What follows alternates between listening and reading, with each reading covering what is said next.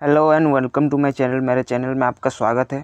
तो गाइज़, आज हम देखेंगे 5 और 6 नवंबर 2021 के इम्पोर्टेंट करंट अफेयर्स जो कि एग्ज़ाम की दृष्टि से काफ़ी महत्वपूर्ण होने वाली है आपकी। तो चलिए गाइज़ स्टार्ट करते हैं। सबसे पहले हेडलाइंस को देख लेते हैं। पीएम मोदी ने one sun one world one grid पहल की शुरुआत की। नीति आयोग और विश्व बैंक इलेक्ट्रिक वाहनों के वित्तपोषण के लिए तैयार। नीति आयोग और विश्व बैंक इलेक्ट्रिक वाहनों के वित्तपोषण के लिए तैयार। ये क्वेश्चन 2 बार हो गया है, कोई दिक्कत नहीं है। CS वेंकट कृष्ण बार्कलेज के प्रमुख बने। RBI ने बैंकों के लिए संशोधित PCA ढांचा जारी किया। अमेरिकी संसद ने दिवाली को राष्ट्रीय अवकाश घोषित करने के लिए विधेयक पेश किया। दक्षिण अफ्रीका के लेखक डेमन गलगुट ने जीता बुकर पुरस्कार। WHO ने कोवैक्सीन के आपातकालीन प्रयोग को दी मंजूरी। उन्मुक्त चंद बने BBL को साइन करने वाले पहले भारतीय पुरुष क्रिकेटर। ठीक है, पहले भारतीय पुरुष क्रिकेटर। और विश्व सुनामी जागरूकता दिवस 5 नवंबर को। तो चलिए गाइस स्टार्ट करते हैं। हमारा पहला क्वेश्चन है, पर वीडियो स्टार्ट करने से पहले अगर आप मेरे चैनल पर नए हैं तो बिल्कुल मेरे चैनल को सब्सक्राइब कर दें और लाइक करना ना भूलें और साथ ही साथ बेल आइकन को भी दबाएं। तो चलिए चलते हैं हमारे पहले क्वेश्चन पे। हमारा पहला क्वेश्चन है, पीएम मोदी ने one sun one world one grid पहल की शुरुआत की है COP26 क्लाइमेट मीट में। ओके, ये जो पहल की शुरुआत कहाँ की गई? COP26 क्लाइमेट मीट में की गई। तो इसका आयोजन कहाँ किया गया था? तो इसका आयोजन किया गया था ग्लासगो में। ओके, तो COP26 क्लाइमेट मीट का आयोजन कहाँ किया गया था? ग्लासगो में। और इसी में पीएम नरेंद्र मोदी ने वन सन वन वर्ल्ड और वन ग्रिड पहल की शुरुआत की है। तो चलिए इसका उद्देश्य हम देख लेते हैं। इसका उद्देश्य है, इस परियोजना का उद्देश्य दुनिया भर में सौर ऊर्जा की आपूर्ति करना। ओके, बढ़ते हैं नेक्स्ट क्वेश्चन की ओर। और नीति आयोग और किसके द्वारा इलेक्ट्रिक वाहन के वित्तपोषण के लिए कार्यक्रम तैयार किया जा रहा है? तो ये विश्व बैंक द्वारा। किसके द्वारा? विश्व बैंक और नीति आयोग के द्वारा। देख लेते हैं इससे जुड़े कुछ फैक्ट। विश्व बैंक की स्थापना कब हुई थी? जुलाई 1944 में। विश्व बैंक का मुख्यालय कहाँ पर है? विश्व बैंक का मुख्यालय है Washington DC, United state of America, यानी कि अमेरिका में। और विश्व बैंक के अध्यक्ष कौन है अभी? डेविड R माल्पस, जिसे हम शॉर्ट फॉर्म में डेविड माल्पस भी बोल देते हैं कभी कभी। तो क्वेश्चन क्या है? नीति आयोग और किसके द्वारा इलेक्ट्रिक वाहनों को वित्तपोषण के लिए कार्यक्रम तैयार किया जा रहा है? तो विश्व बैंक के साथ नीति आयोग मिलकर।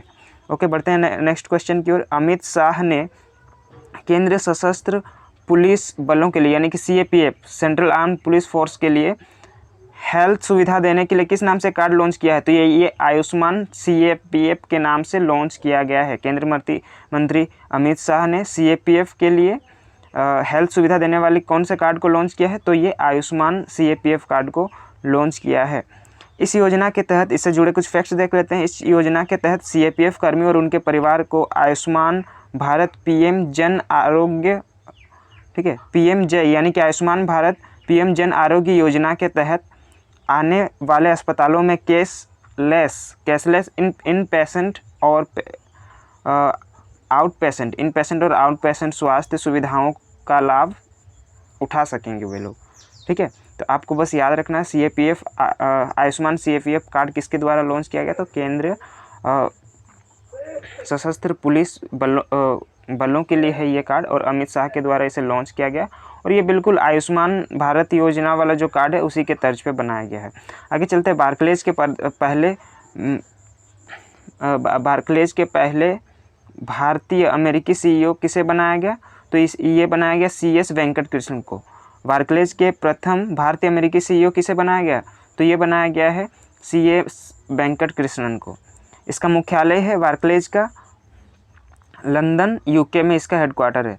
चलिए बढ़ते हैं अगले क्वेश्चन की ओर। हमारा अगला क्वेश्चन है, किसने उचित समय यानी कि एप्रोप्रिएट टाइम पर पर्यवेक्षी हस्तक्षेप को सक्षम करने और प्रभावी बाजार अनुशासन के लिए उपकरण के रूप में कार्य करने के लिए विश्व बैंक के लिए एक संशोधित त्वरित सुधारात्मक कार्रवाई यानी कि प्रॉम्प्ट करेक्टिव एक्शन PCA ढांचा तैयार किया है?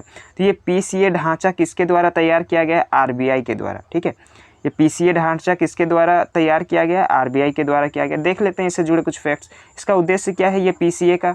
यानी कि प्रॉम्प्ट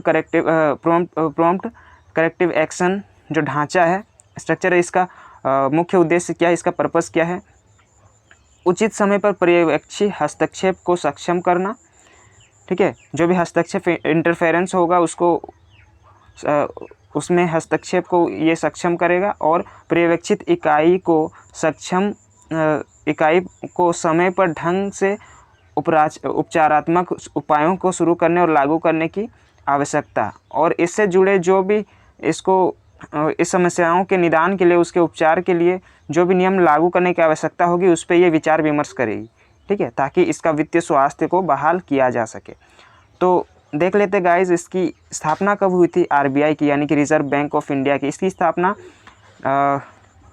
1 अप्रैल 1935 को हुई थी, और इसका हेडक्वार्टर जो है ये मुंबई में है, और वर्तमान में शक्तिकांत दास 25वें गवर्नर है। और याद रखना है आपको, ये आरबीआई की स्थापना किस एक्ट के तहत, किस अधिनियम के तहत की गई, तो ये अधिनियम है 1934 अधिनियम के तहत, लेकिन इसकी स्थापना होती है 1 अप्रैल 1935 में। ओके, चलिए बढ़ते हैं अगले क्वेश्चन की ओर। हाल ही में किस देश के सांसद ने दिवाली को, यहाँ पे सांसद हो गया, किस देश के संसद ने दिवाली को राष्ट्रीय अवकाश घोषित करने हेतु विधेयक पेश किया है? तो ये अमेरिका ने पेश किया है। किसने? अमेरिका ने पेश किया है। देख लेते हैं अमेरिका से जुड़े कुछ फैक्ट्स। संयुक्त राज्य की राजधानी क्या है? तो ये वाशिंगटन डीसी, आप सभी को पता है, ठीक है। संयुक्त राज्य अमेरिका के राष्ट्रपति कौन है? जो बाइडन है 46 नंबर के, और हमारी कमला हैरिस जो कि 49 नंबर के वाइस प्रेसिडेंट है यहाँ के। ये भारतीय मूल की हैं। और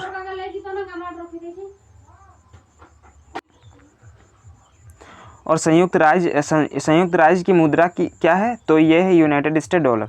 ओके, बढ़ते हैं अगले क्वेश्चन की ओर। हाल ही में दक्षिण अफ्रीका के एक लेखक ने बुकर पुरस्कार जीता है।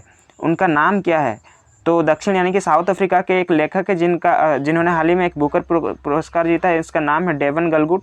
और किस पुस्तक के लिए उनको बुकर पुरस्कार मिला है? तो ये पुस्तक है द प्रोमिस, ठीक है, द प्रोमिस, और ये साउथ अफ्रीका के हैं डेवन गलगुट।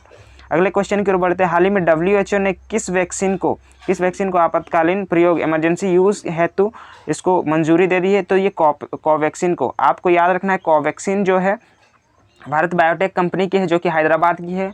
और कोविशील्ड जो है ये आपका सीरम इंस्टीट्यूट ऑफ इंडिया, आदर पुणे वाला, जिसमें पुणे में इसका जो ऑफिस हेडक्वार्टर है। और ये कोवैक्सीन वही वैक्सीन है जिसको हाल ही में 2 से लेकर 18 वर्ष तक के बच्चों के लिए भी इसे आपातकालीन मंजूरी दे दी गई थी हमारे गृह मंत्रालय द्वारा, ठीक है। तो देखते हैं इससे जुड़े कुछ फैक्ट्स को हम लोग देख लेते हैं। WHO ने WHO द्वारा अब तक आपातकालीन उपयोग के लिए जो मंजूरी दी है जिस वैक्सीन्स को, तो देखते हैं ये वैक्सीन्स कौन कौन से हैं। फाइजर बायोनटेक है, एस्ट्राजेनेका SK है, बायोसीरम इंस्टीट्यूट ऑफ इंडिया, ठीक है, जॉनसन एंड जॉनसन है, फिर मॉडर्ना एंड सिनोफार्मा के कोविड-19 टीके को ये मंजूरी दी है अभी तक। WHO की स्थापना 7 अप्रैल 1948 को होती है, और इसीलिए 7 अप्रैल को हम लोग विश्व स्वास्थ्य दिवस भी मनाते हैं। WHO के निदेशक अभी टेड्रोस अधानोम घेब्रेयेसस, या शॉर्ट फॉर्म में हम बोले तो टेड्रोस अधानोम, और हाल ही में इनका कार्यकाल भी बढ़ा दिया गया है, इसीलिए ये नाम इम्पोर्टेंट है, आपसे ये नहीं पूछा जाएगा।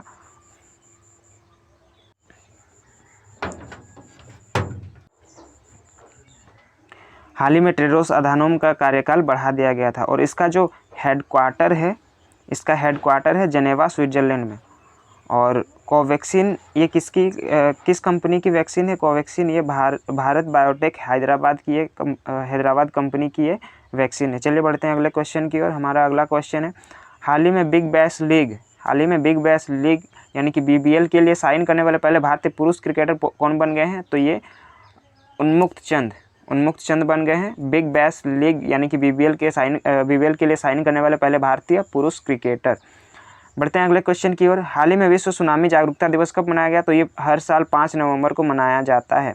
अगर हम इसके इतिहास के बारे में देखें कि कब से हम लोगों ने इसे मनाना स्टार्ट किया, तो यहाँ पे हम देख सकते हैं 22 दिसंबर 2015 को संयुक्त राष्ट्र सभा यूनाइटेड यूनाइटेड नेशन की घोषणा के द्वारा की एक घोषणा के बाद विश्व सुनामी दिवस पहली बार आधिकारिक तौर पर कब मनाया गया? 5 नवंबर 2016 को, यानी कि इसकी शुरुआत जो होती है 5 नवंबर 2016 को होती है।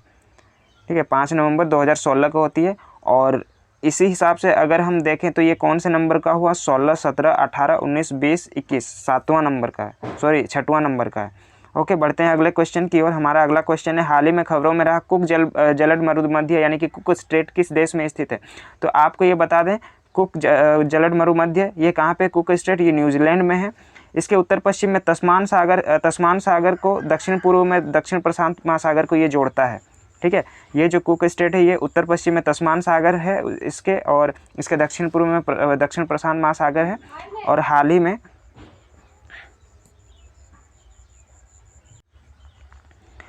अब ये चर्चा में इसलिए था क्योंकि हाल ही में इलेक्ट्रिक प्लेन को इस जलद मरुमध्य को इलेक्ट्रिक प्लेन से इस जलद मरुमध्य को पार किया, तो इसीलिए ये करंट का क्वेश्चन बनता है।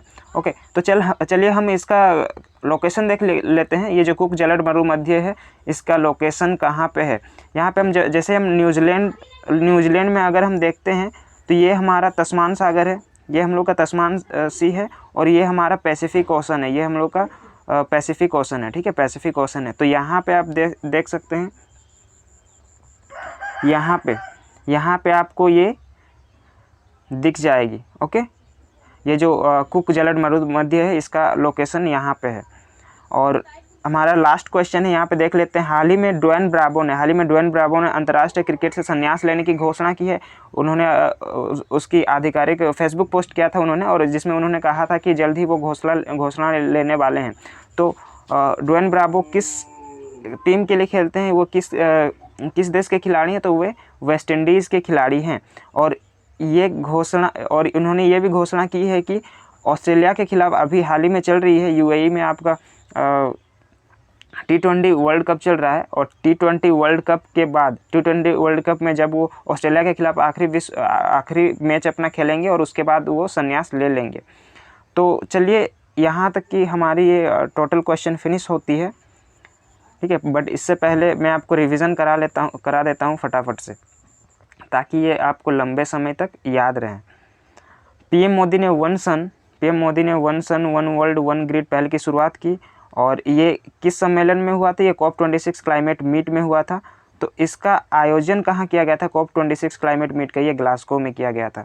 अगले क्वेश्चन की ओर बढ़ते हैं। नीति आयोग और किसके द्वारा इलेक्ट्रिक वाहनों के वित्तपोषण कार्यक्रम तैयार किया जा रहा है? तो ये नीति आयोग और विश्व बैंक द्वारा। अगले क्वेश्चन में बढ़ते हैं। अमित शाह ने CAPF यानी कि सेंट्रल आर्म पुलिस फोर्स को हेल्थ सुविधा देने के लिए किस नाम से कार्ड लॉन्च किया है?